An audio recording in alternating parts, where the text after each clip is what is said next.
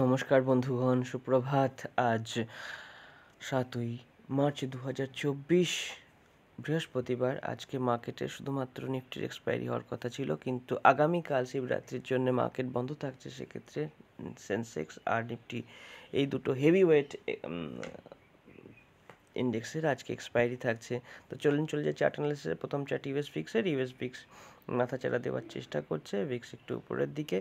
তো ভিক্সের বৃদ্ধি মার্কেট একটু অস্থিরতা বাড়ায়। এই যা ইন্ডিয়া 10 ইয়ার বন্ড ইল্ডও নিচের দিকে আসছে। এটি ইকুইটি মার্কেটে ইনফ্লো যে বাড়ছে সেটির সংকেত দিচ্ছে।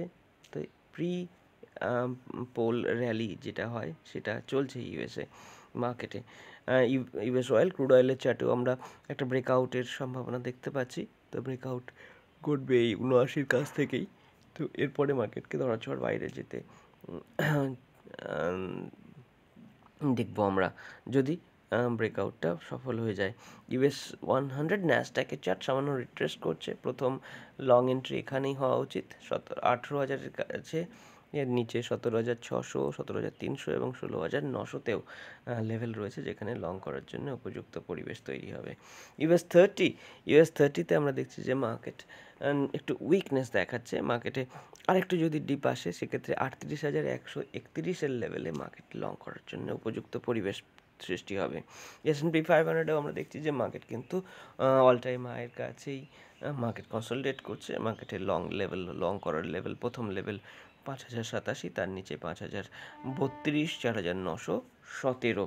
এরপরে চলে যাব এফটিএসি ইউকের মার্কেটে একটা অ্যাসেন্ডিং ট্রায়াঙ্গেল প্যাটার্ন ক্রিয়েট হচ্ছে। সুতরাং ব্রেকআউট আসবে 7,716-র উপরে ক্লোজিং বেসিসে।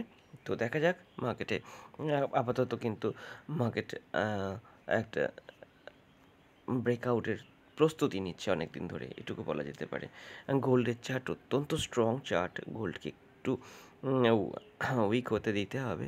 এখানে লং এন্ট্রি উপযুক্ত জায়গা নয়। মার্কেটকে রিট্রেস করতে দিতে হবে 2054 থেকে 2077-এর মধ্যে। ডলার ইন্ডেক্স সামান্য উইক হয়ে গেছে। নিচে সাপোর্ট রয়েছে 102.237। মার্কেট হয়তো সেই দিকে একবার আসার চেষ্টা করবে। ইউএসডি আইএনআরেও সামান্য পতন ঘটেছে। ডলার ইন্ডেক্সের সমানুপাতিক পতন ঘটেনি, তবে বেশ খানিকটাই পতন ঘটেছে। 82.80 এখানে মার্কেট ট্রেড করছে। তো 82.78-এর কাছে রয়েছে সাপোর্ট। এখান থেকে মার্কেটে কিন্তু লং ভিউ রাখা যেতে পারে শর্ট টার্মের জন্যে, যদিও লং টার্মে মার্কেট কিন্তু উইক। আরও একটু নিচে আসতে পারে 82.4-এর দিকে। ইউএসডি সঙ্গত কারণে আপসাইড দেখাচ্ছে। একটা ব্রেকআউট আসছে, ব্রেকআউট এলেও মার্কেটে সাপোর্ট রেজিস্ট্যান্স রয়েছে 1.096-এর কাছাকাছি। ইথেরিয়ামের চার্ট অত্যন্ত স্ট্রং চার্ট। মার্কেটে ডিপ আসুক, তারপরে লং এন্ট্রি নেওয়ার কথা ভাববেন। ডিপটা আসতে দিন 33.94 পর্যন্ত। বিটকয়েনেও আমরা দেখছি যে মার্কেটে লং করার অবকাশ দিয়েছিল 62,428-এ, কিন্তু তারপরে মার্কেট আবার আপসাইড দেখাচ্ছে। আর একবার যদি রিট্রেসমেন্ট আসে 62,428, তার নিচে 52,302, এইসব লেভেলগুলো লং করার উপযুক্ত লেভেল। বলটিক ড্রাই ইন্ডেক্স রিট্রেস করতে পারে 2107 পর্যন্ত। এরপরে ইন্ডিয়া উইক্স ক্রমাগত নিচের দিকে আসছে এবং সাপোর্ট রয়েছে 12.15-এর কাছাকাছি। তো মার্কেটে এই যে ভিক্সের পতন ঘটছে, এটাতে অপশনের প্রিমিয়াম কমবে এবং সেক্ষেত্রে অপশন সেলার্সদের লাভ হবে। আজকে আউট অফ দ্য মানি অপশনসগুলো সবই জিরো হবে নিফটি আর সেন্সেক্সের। এক্ষেত্রে ইন্ডিয়া 10 ইয়ার বন্ড নিচের দিকে আসছে, নিচে সাপোর্ট রয়েছে 7.032% কাছাকাছি। নিফটি আবার অল টাইম হাই ক্রিয়েট করেছে।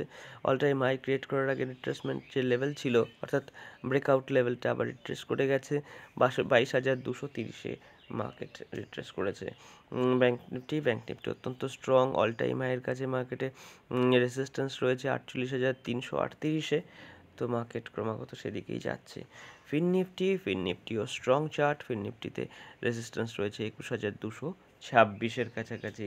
মিড ক্যাপ নিফটিতে সামান্য ডিপ আসতে চাইছে। ডিপ এলে যেখানে সাপোর্ট পেয়ে যাওয়ার কথা মার্কেটে, সেটি হলো 10,613-র কাছাকাছি।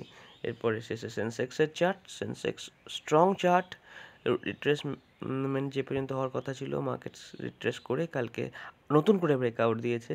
সুতরাং এক্ষেত্রে নতুন করে লং করার জায়গা হয়ে যাচ্ছে। সামান্য রিট্রেস করলেই তারপরে যখন মার্কেট ইউটার্ন দেখাবে তখন লং ক্যান্ডিডেট হিসেবেই মার্কেটকে দেখতে হবে। ৭৩,৯০০ পর্যন্ত আজকে মার্কেট হয়তো রিট্রেস করতে পারে। আপসাইডই দেখা যাচ্ছে মার্কেটে যে চার্ট প্যাটার্ন তাতে। তো সকালবেলার আপডেট এটুকুই। দেখা হচ্ছে আপনাদের সঙ্গে পরবর্তী ভিডিওতে। সাবধানে থাকুন, ভালো থাকুন, আর যদি আমাদের কাজ ভালো লাগে চ্যানেলটিকে সাবস্ক্রাইব এবং ভিডিওটিকে লাইক করতে ভুলবেন না। নমস্কার, ধন্যবাদ, জয় শ্রীরাম।